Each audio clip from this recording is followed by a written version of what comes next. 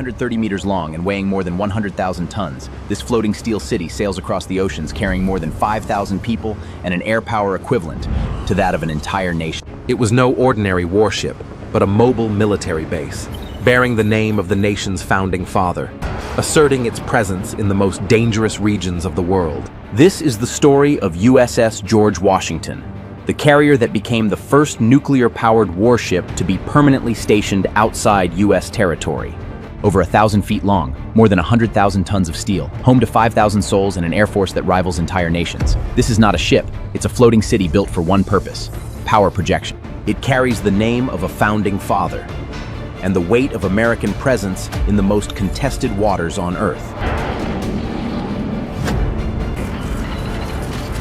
Over 4 years, steel became a colossus, longer than 3 football fields laid end to end.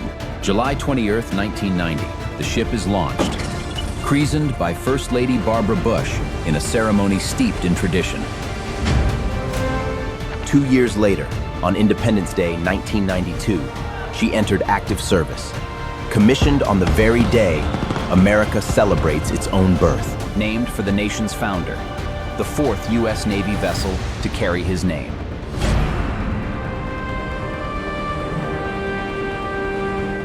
At her core, 2 Westinghouse nuclear reactors, capable of powering the ship for over 20 years without refueling. The flight deck alone spans 4.5 acres, enough space to launch and recover dozens of fighter jets every single day. 4 steam catapults hold each aircraft from a dead stop to takeoff speed in under 2 seconds. And 4 arresting wires bring returning aircraft to a full stop within mere seconds.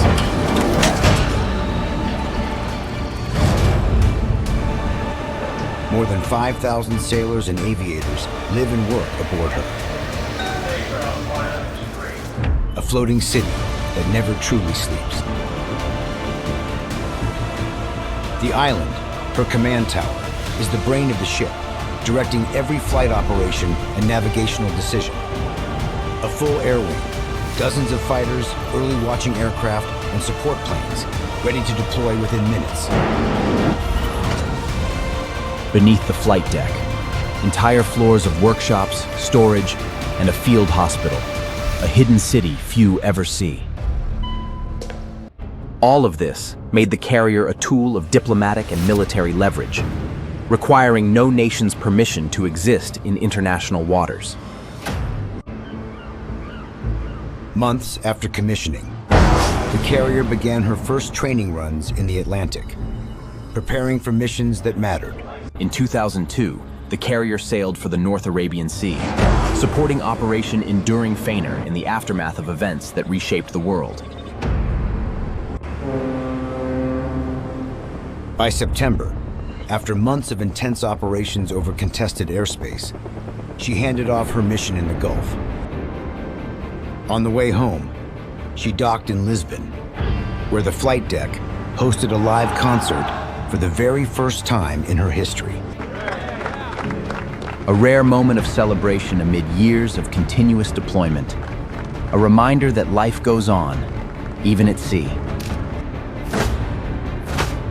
But the deployment that would permanently redefine her mission came from a strategic decision made in 2005. It was announced she would replace USS Kittiwah as the first carrier permanently based at Yokosuka Naval Base, Japan.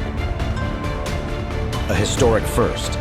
Never before had a nuclear-powered American warship been permanently forward deployed outside the United States.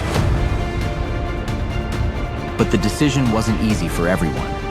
Yokosuka's residents met the news with a mix of concern and curiosity.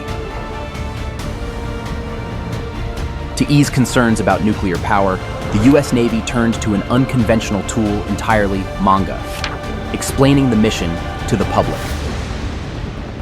The comic explained daily life aboard the carrier to Japanese audiences, attempting to bridge 2 cultures.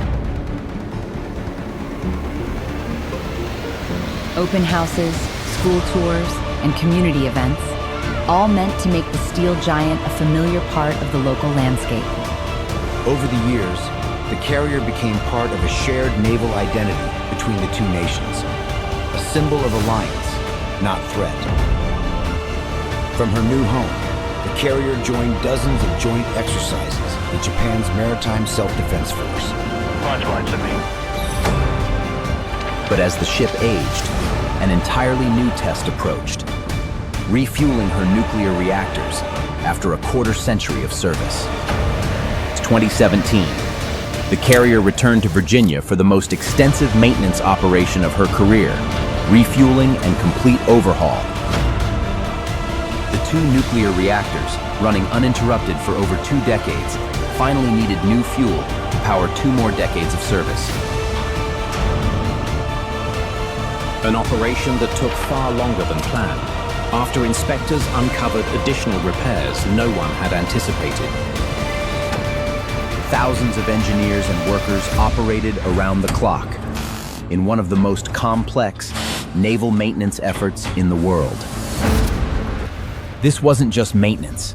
It was a complete rebirth of the ship with fully modernized combat and technical systems. Once complete, the carrier would be ready to return to active service for decades of continued global deployment.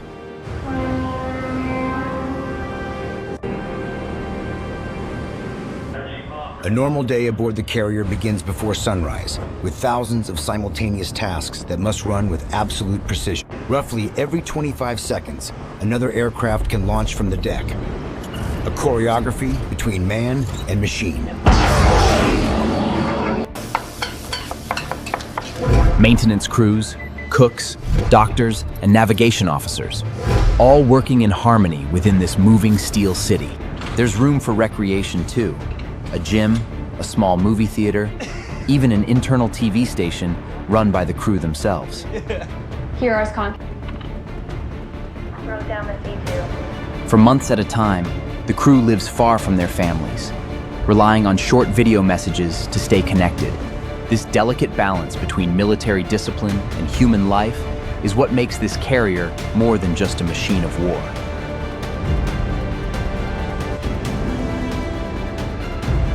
From her base in Japan, the carrier is a cornerstone of America's strategy to balance power across the Pacific. Her permanent presence means rapid response to any regional crisis, from natural disasters to rising military tensions. But this constant presence hasn't been without controversy. Some see it as a potential source of tension in a geopolitically sensitive region. The enormous operational cost of the carrier has also fueled ongoing debate about the future of carrier aviation itself. Despite the debate, the carrier remains an undeniable symbol of America's ability to project power to any corner of the globe within days.